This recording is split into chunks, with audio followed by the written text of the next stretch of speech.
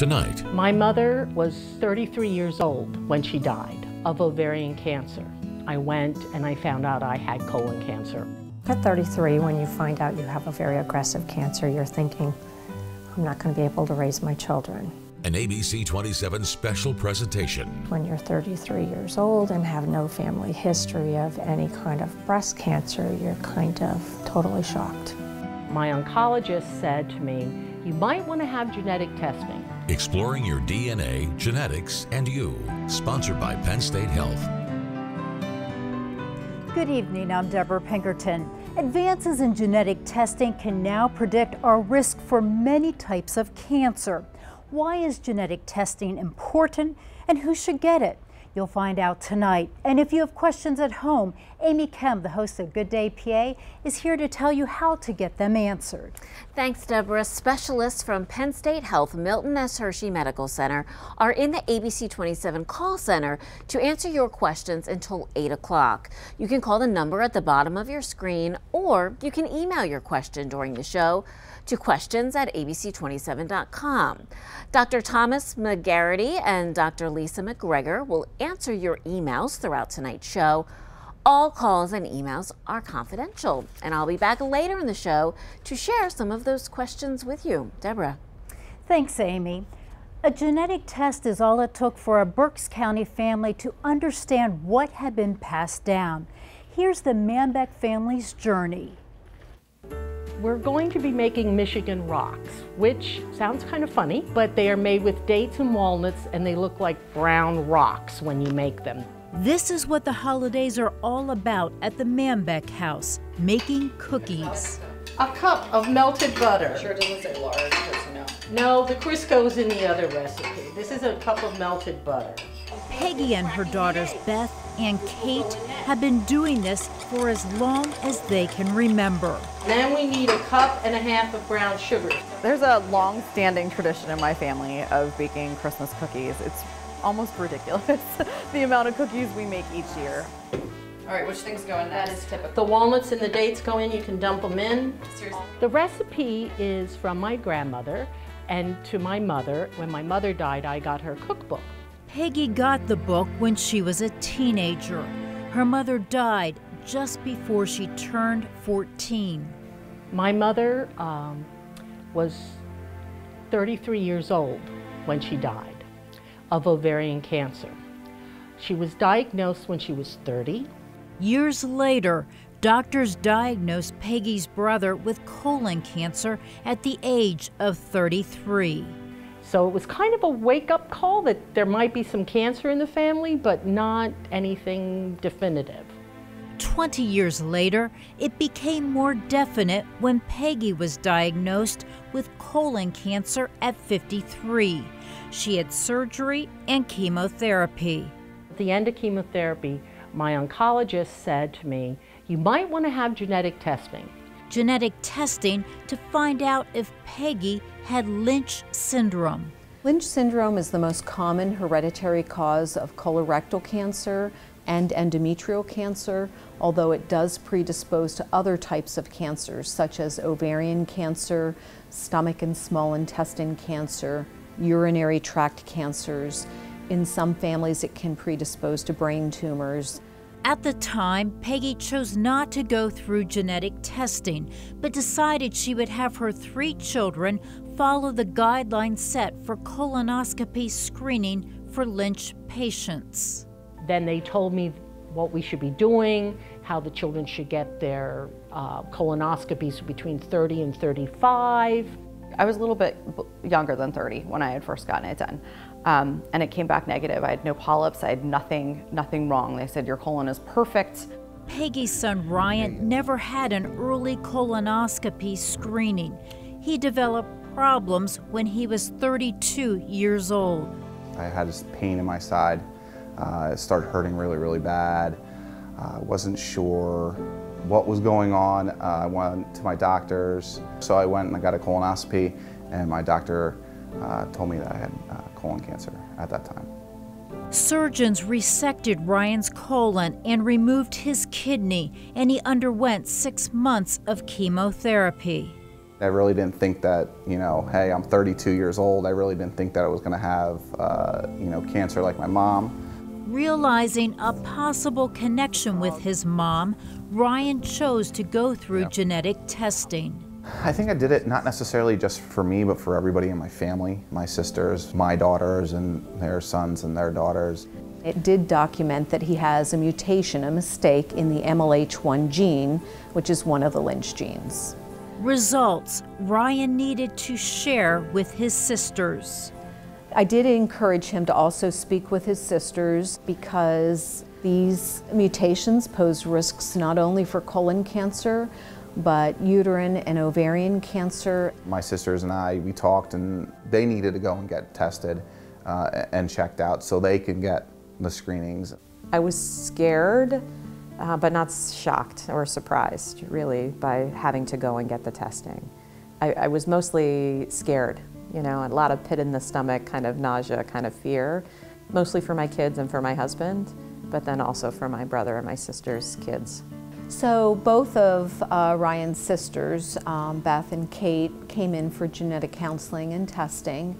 And as part of that counseling, we talked about the chance that they could carry a mutation, which is 50-50. I wanted to get tested right away, more for my kids than for me. I wanted to know immediately if my children were going to have to worry about being screened every year or even screened for the genetic abnormality.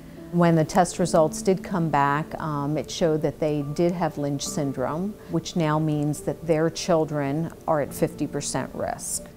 And then when they're ready, when they've completed their families, considering having the uterus and the ovaries and tubes removed. We knew what was going to happen. My sister and I had already talked about, this is what we're going to do. Like, I'm going to do this. I'm going to have a hysterectomy. I'm going to not get ovarian cancer. Beth and Kate both chose to have hysterectomies. They didn't want to follow their grandmother's path. My mother's mother died at 34. And I was 34 when I had my hysterectomy. And that was heavy on me. It's kind of scary when you think about your biological grandmother dying in her early 30s and me being older than her and still having those organs in my system and having the same genetic disorder that she did. So I think there was a huge sense of urgency to have all that taken care of right away. For me, it was really clear how my mother's loss impacted her as I was growing up, and I didn't want that same kind of challenge for my kids. So I want to be around when they graduate high school, when they go to college, when they maybe get married, have kids of their own. For this family, the genetic information is empowering. Together they have a plan that will always keep them close. Knowing is better. We can be proactive. Yes, we have a lot of doctor's appointments, and yes, every time one of us goes to get a colonoscopy, we're all like waiting, and then finally the text will come, all clear, boring colonoscopy. Then we all can breathe a sigh of relief. The Manbeck family is grateful for genetic testing. They say they know what they have, they know how to deal with it, not only for themselves, but for their children too.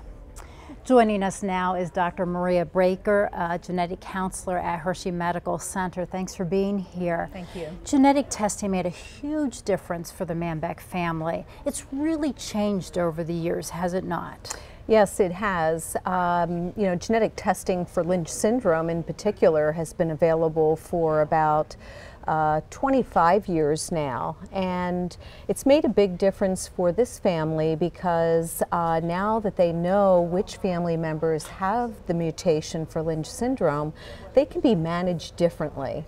We can do colonoscopies more frequently, every 1 to 2 years, and catch things at the polyp stage before they've developed into cancer.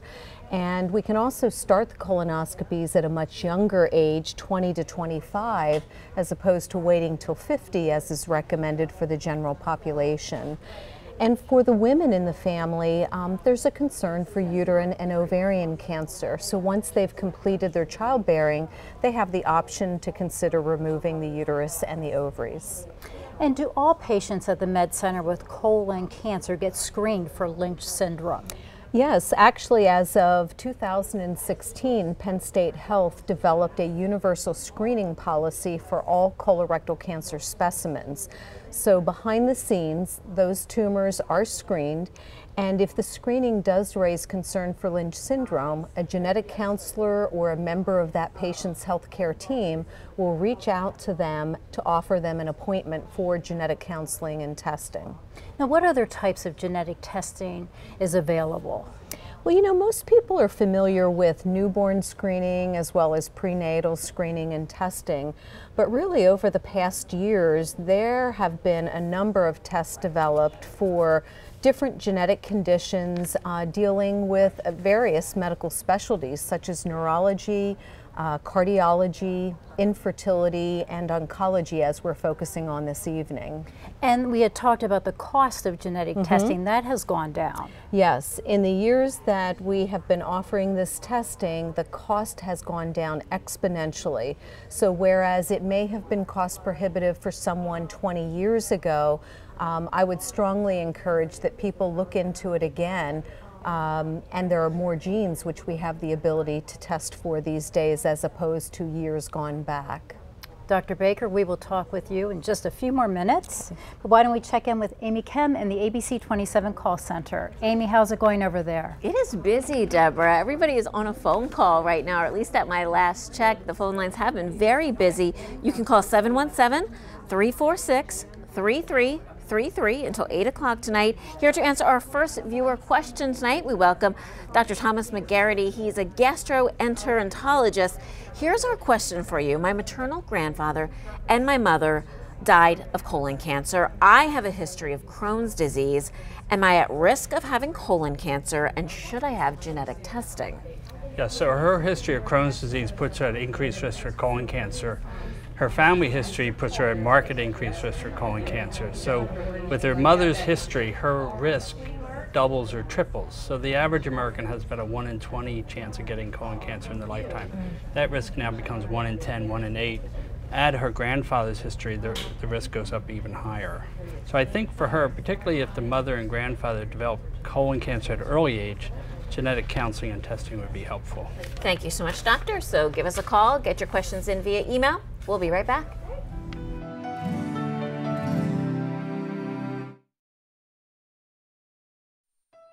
You're watching Exploring Your DNA, Genetics, and You on ABC 27, sponsored by Penn State Health. Welcome back. A Dauphin County woman wanted to know why she was diagnosed with breast cancer at a young age. Genetic testing gave her an answer. Here's Ann MacLaughlin's journey. Ann MacLaughlin and her husband Keith loved to travel. Our first trip abroad was Italy, and our last trip this past September was Austria and Switzerland, and they're two incredibly gorgeous countries. Over the past several years, they've been to places they never thought they would ever see. Ann was diagnosed with breast cancer when she was young. She was in her early 30s. Of course, when you're 33 years old and have no family history of any kind of breast cancer, you're kind of totally shocked. Ann was diagnosed with a estrogen-negative breast cancer. So the type of breast cancer that's estrogen-negative is a little bit more aggressive, but it also responds better to chemotherapy. Ann chose to take the more aggressive approach to this diagnosis, a bilateral mastectomy and chemotherapy. It was kind of radical back then, but that was pretty much her decision. If she was going to do everything she could to avoid having another recurrence, then I was for it. When you find out you have a very aggressive cancer, you're thinking, I'm not going to be able to raise my children. That was my first worry. I'm going to leave them motherless, and that was one of the hardest things. Ann got that chemotherapy, which decreased her risk of having a metastatic recurrence, probably by about 50%. So that's the most effective treatment for those aggressive estrogen-negative breast cancers. It took some time for Ann to heal physically and emotionally, but she was able to celebrate the milestones with her family, times she feared she would miss. My first goal after having breast cancer was to see my children receive their first Holy Communion, raise my children, see them go to college, celebrate 39 years of marriage. I was just grateful that she was there, and I think that some of the moments were a little bit more touching for those reasons, because I think she envisioned a life where she might not have been, so. Many joyful times, but Ann was left with a question that was never answered. I was always thinking in the back of my mind, why? And you know, I had 2 children and a daughter, and I'm always thinking, okay, I was 33, I was really young, and worried about her and her future, and would she fall into the same path that I did. So Ann decided to pursue genetic testing in 2010 for the BRCA1 and BRCA2 gene, but she talked to her daughter Sarah first. The insurance will cover me to get genetic testing. How do you feel? Do you want to know? Because if I have the BRCA, that impacts you in your life. We wanted to be proactive about making sure we had all the information about our genes and the risk profile for myself and then for her in the future. I guess it's best because you can take, precautionary measures. You can get ahead of it rather than getting behind it. The testing came back normal, indicating that a mutation or a mistake in one of those genes was not found, which left us wondering, why did she develop breast cancer at 33? Last year, Dr. Baker spoke to Ann about additional genetic testing. We've started offering what are called next-generation sequencing panels, which have the capability to analyze multiple cancer susceptibility genes at the same time in a more cost-efficient manner. Again, Ann talked to Sarah before saying yes. Maria called me.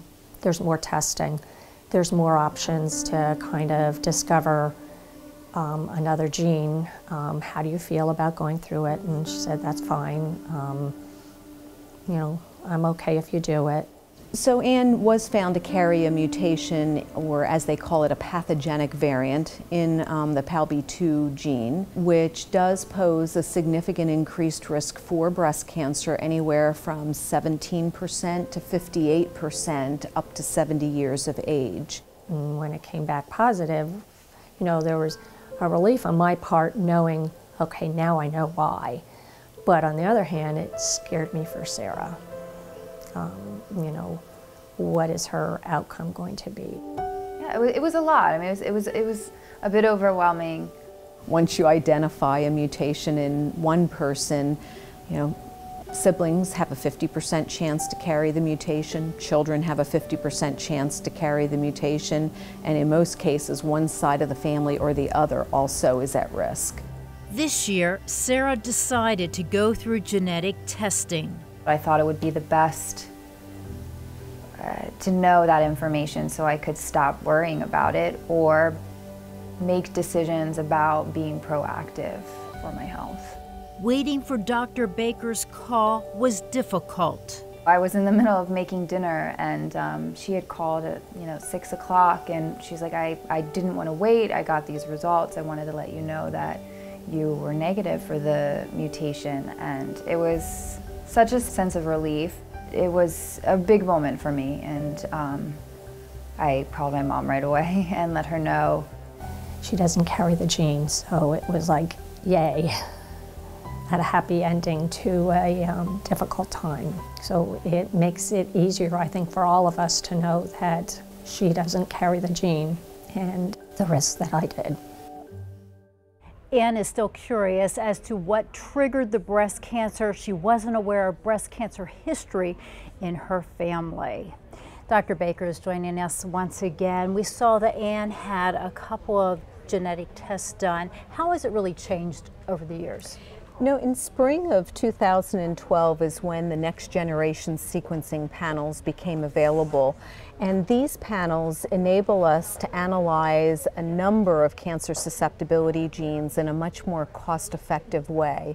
And the downstream effect is that we can really identify more families that have a genetic predisposition that would have been previously missed. And had the PALB2 gene. What is that gene? So the PALB2 gene is really a tumor suppressor gene, just like BRCA1 and 2. These genes have a normal function in our body, which is to help prevent the development of cancer when they're working properly. When a person, though, has a mutation in one of these genes, it does put them at increased risk. PALB2 increases the risk for female breast cancer as high as 58%, and there is a small but increased risk for pancreatic cancer as well. Because of this panel, who should receive additional testing for breast cancer? Really, anyone who has had BRCA1 and 2 testing before, or even anyone who had Lynch testing before due to a family history of colon cancer where an explanation was not identified, would want to consider panel testing. We have seen in a number of families where the original testing did not identify a genetic change, and with subsequent testing of additional genes, we're now finding the underlying cause. And we're talking about the BRCA1, BRCA2, PALB2. We all have these genes. Yes, we all have these genes. We each inherit a copy from our mother and from our father. What's at issue here is whether we carry a mutation in one of these genes. And that's key, and it's good to know your family history. Yes. Dr. Baker, thank you. A lot of good information tonight. Let's go back to the ABC 27 call center. Amy? Hey, thank you, Deborah. There's still a few minutes to get your questions in. The number to call is 717-346-3333. The phone lines are open until 8, and if the phone lines are busy, you can, of course, send an email to your show to questions@abc27.com. Now, joining me right now, Dr. Lisa McGregor. She's a pediatric oncologist at the Med Center. Here's a really good question. You've been taking a few of these, you said this evening. We've adopted our daughter when she was an infant. Should we have genetic testing done on her since we don't know her family history? So as you've seen tonight, there really is not just one genetic test for cancer. There are many genes involved, and so there is no way that we can just do one test. We actually tailor it based on either the type of cancer that the patient has or the types of cancer that are running in a family. So there really is no way to do genetic testing on someone where we don't have any family history. Sure, there's not one blanket test. Because there's not one blanket test, exactly. Here's another question that'll be good for you as a pediatric oncologist. Are most childhood cancers due to family history? So most people, when their child has cancer, the first thing they think is, how did this happen and did I do something to cause it? So I want to provide people some reassurance that really the vast majority of childhood cancers are not genetic and the children have not inherited a mutation from a parent. Very interesting information. Thank you so much. You're Thank very you to Dr. McGregor for answering questions tonight, and to all of our specialists here for taking the phone calls. Right now, let's send it back to Debra. Thanks, Amy. Joining us is Nina Maggio, a genetic counselor at the Med Center. Tell us, why was the Pediatric Cancer Genetics Program developed? Well, there was a recent article from the New England Journal of Medicine that reported that 8 to 10% of children with cancer were due to hereditary factors. But what was more surprising from this article was that of these kids, many of them did not have a family history that would prompt a physician or any healthcare provider to refer to a genetic counselor to discuss genetic testing options. Okay. Why is it important then to identify children and adolescents with hereditary cancer syndromes? It's important to identify these children and families with hereditary cancer syndromes because it might determine what played a large role in why a child developed cancer to begin with. It could also guide screening for future cancers as well as other medical concerns. And it also can identify other at-risk family members, so possibly the other siblings or the parents might be at risk of future cancers that we aren't aware of. And then lastly, it allows for reproductive conversations to be had. Aside from the family history, what else needs to be considered during a hereditary cancer evaluation? So aside from family history, I'll review the type of cancer and tumor, the pathology of the cancer or tumor. I will look at the age of diagnosis.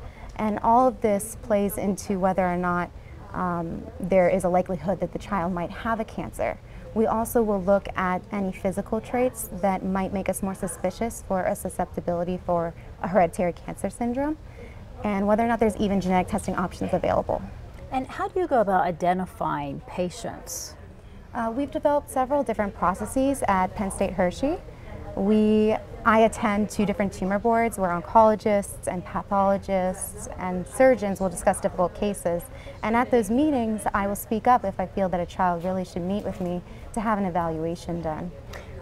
Good. And then on top of that, we have a survivorship clinic that I attend weekly, where I get a detailed family history and discuss what my suspicion is that we should have a follow-up appointment to discuss genetic testing options.